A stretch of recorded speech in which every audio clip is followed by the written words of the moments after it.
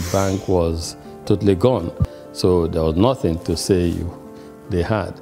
But we still approached them and said, we would like to take over this bank. The journey since 1997 has been one thing or the other. And I'm happy that many years down the line, we look back and we're happy that we're audacious and bold to make them move at the time. That's why today in UBA, perseverance, resilience is a core virtue, a core attribute, a core value of ours, because we apply that early on in this journey. So that's how it all started. Leadership, according to some Peters, entails vision, enthusiasm, trust, verve, passion, and consistency. If there's one man who graciously combines these virtues, the name Tony Elumelu comes to mind. They say that success to a large extent is dependent on being at the right place at the right time.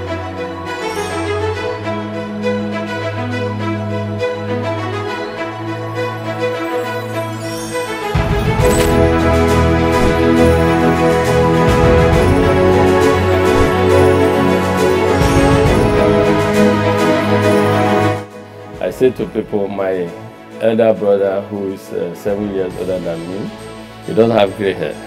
I have gray hair. My gray hair started from the merger because making it work, serving your customers, making sure that everyone in the universe or the institution, which was we have 428 branches at the time, that it was same level of service across board. Customers of standard trust bank that were used to a certain level of service delivery, you will not want them to come to the new institution and have a drop. From the womb of time, Tony Elumelu has been an embodiment of nobility and excellence. He remains one of the flying eagles and shining eggheads of the banking industry. The life and times of Tony is an inspiring tale. He is one Nigerian who is unmoved by material wealth and self-aggrandisement. Tony's noble qualities were on from his humble background. Throughout my career, known Tony Elumelu as a self-made Nigerian. The name Tony Elumelu is synonymous with youth development and entrepreneurship. This is a man, a Nigerian, that we should all be proud of, who has inspired, motivated, supported, and empowered millions of Africans, millions of African youths. He's an icon in his own class. He's a captain of the industry. He's a patriot, a selfless philanthropist, and someone who can say is carrying the banner of Nigeria. Growing up with 4 siblings in Jos Plateau State, the cowboy of the banking industry who hails from Anocha North local government area of Delta State, believed in the democratization of law combined with hard work. He began his career as a copier salesman. One of those days when we used to meet at SOUQ Akrele Street, I still have nostalgic memories of such meetings, and I hope one of these days I'll be able to meet Tony again for where we share a drink and talk about those glorious days.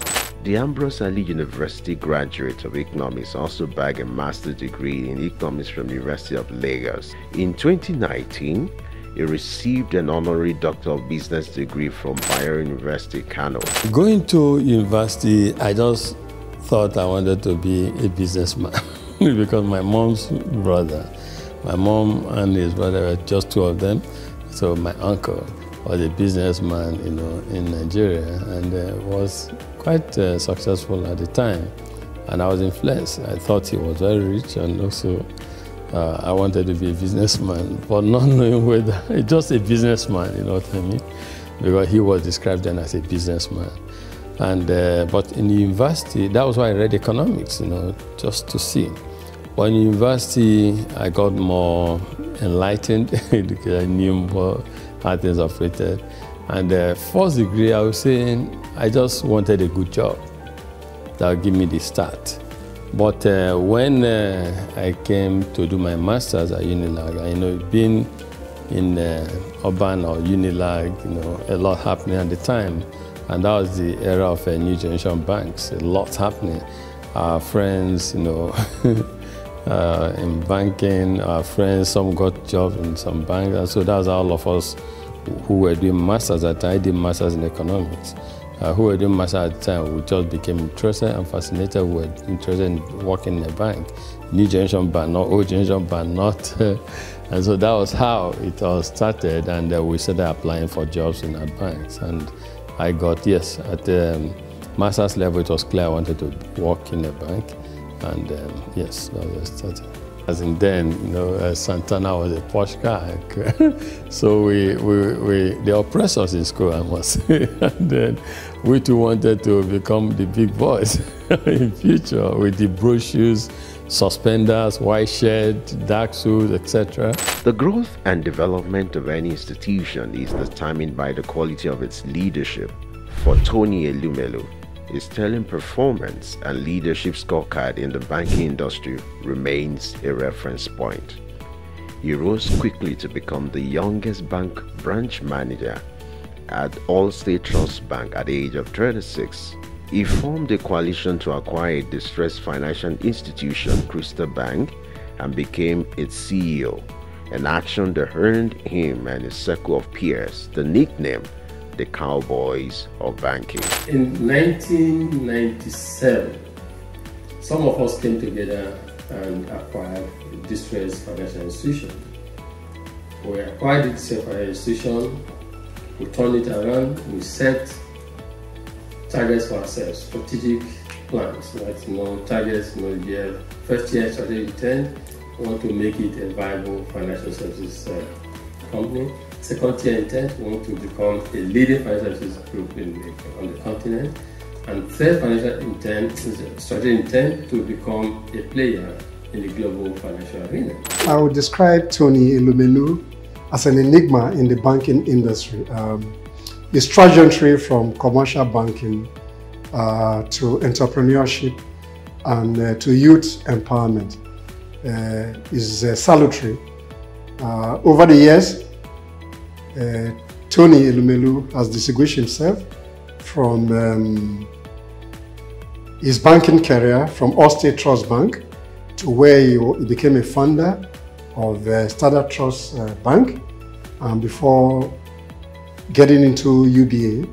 And from UBA, he created a foundation that has been nurturing Africans in terms of entrepreneurship, innovation, and creativity. As we all know, there's so much private global capital seeking the right investment destination. All it takes is for a leadership to show that this country is set for business and people come there. We want to move into an economy where they can invest freely as well as move their monies out when it comes for time for dividend and remittances and repatriation of a dividend. So I will continue to invest because of the signal that we see in the market, because of certain fundamentals that are right. He audaciously led the largest merger in Africa between United Bank of Africa and Standard Trust Bank. Tony's fancy for red tie remains emblem of his appearance. He retired as CEO of United Bank for Africa in 2010. He is presently the chairman of Heirs Holdings, the United Bank for Africa, Transcorp, and founder of the Tony Elumelu Foundation. I can't express how excited I am in words to be here and to be selected among the 1,000. It's the opportunity for me to realize my dreams. So I go into business and start to make my way. It challenges you to do things you never thought you could do. Maybe if you'd have gone to a private school or an MBA, you must have paid a lot to get this kind of, enlightenment. Ça me fait plaisir de voir des frères et sœurs qui veulent se rencontrer, se connaître, les partager et créer un réseau, peut-être le plus grand réseau africain. Vengo de Cabo Verde. Je suis tunisien. Je viens de la République du Bénin. I'm from Edo State, Nigeria. I'm from Ghana. Zimbabwe. Sudan. From Rwanda. Gabon. Uganda. Senegal. Niger. I'm from the Gambia. Welcome and thank you for coming to Lagos. I'd like to start by congratulating all of you. You have done well. Most entrepreneurs are creative people. They have creative mindset. They're innovative. Those who dare to dream and who dare to innovate in Africa should have the opportunity to prove their innovation. And that is why we have $10,000 for these 10,000 Africans to help prove their concept and prepare them for bigger scale financial support. We don't give because we see it as a moral burden to just give charity. But we want to give people because we want to uplift them. We want them to be self-reliant. We want them to be fishermen. We want them to do what we are doing. We want them to prosper in life, become successful. Tony made a tremendous contribution to giving back to the society. His selfless efforts and huge investment into humanity through the Tony Elumelu Foundation is widely adjured as the leading philanthropy empowering a new generation of African entrepreneurs, driving poverty eradication, catalyzing job creation across all 54 African countries, and increasing women economic empowerment. I want to refer to the recognition by the Harvard Business School. The Harvard Business School has recognized the Elumelu Foundation for its unique style of philanthropy, and has recommended it as its case study in its business school. This is no mean achievement, and while congratulating the federal government, while congratulating Tony himself, this should be an inspiration to all Nigerians that regardless of our position, regardless of our status, we should all come together. There should be concerted efforts at improving the youth. Over the years, he has created a kind of new entrepreneurs between the ages of 20-something to 30-something across Africa with the concept of Africapreneurship, which is his initiative that we need to catch young African entrepreneurs young, make investment in them so that they can improve the levels of the engagement in business development from micro and medium enterprise to full enterprises that will help to grow the economy across Africa. In that respect, Elumelu is a leading light, to some extent, a big torchbearer when it comes to banking and innovation. He has even moved from banking to oil and gas by acquiring some offshore oil rig, which he has developed optimally, and that is adding to the revenue of Nigeria. Since the launch of the entrepreneurship program in 2015, the foundation has trained over 1.5 million young Africans on its digital hub. Tony, the Nigerian economist, entrepreneur and philanthropist, holds the Nigerian National Honors, the Commander of the Order of Niger, CON, a member of the Order of the Federal Republic, MFR. He has been responsible for creating business that are critical to Africa's economic development.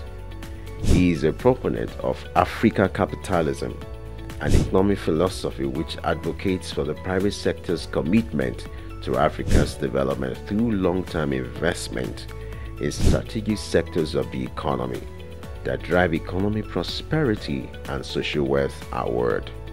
He was awarded the Daily Times the Nigerian Man of the Year in 2016. He was honored with the National Productivity Order of Merit Award in 2019. He is also on the list of Time magazine's 100 most influential people of 2020. On October 11, 2022, Elumelu received the National Honor of Commander of the Order of the Federal Republic of Nigeria. Tony, as a staunch professional and chairman of Foremost Bank, may understandably runs a busy daily schedule like that of a bee, but he balances the equation with creating time for sports. His love for lawn tennis and football stands undeniable.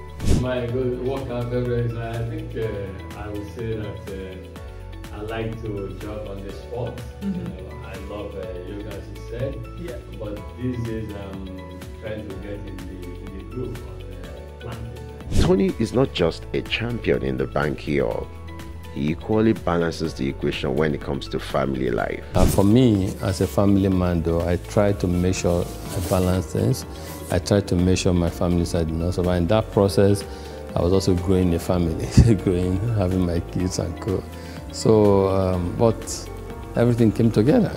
Tony is happily married to Awele Vivian Elumelu, who is the chairperson of Harvey Medical Practice Limited. Vivian also oversees the healthcare investment of his holdings.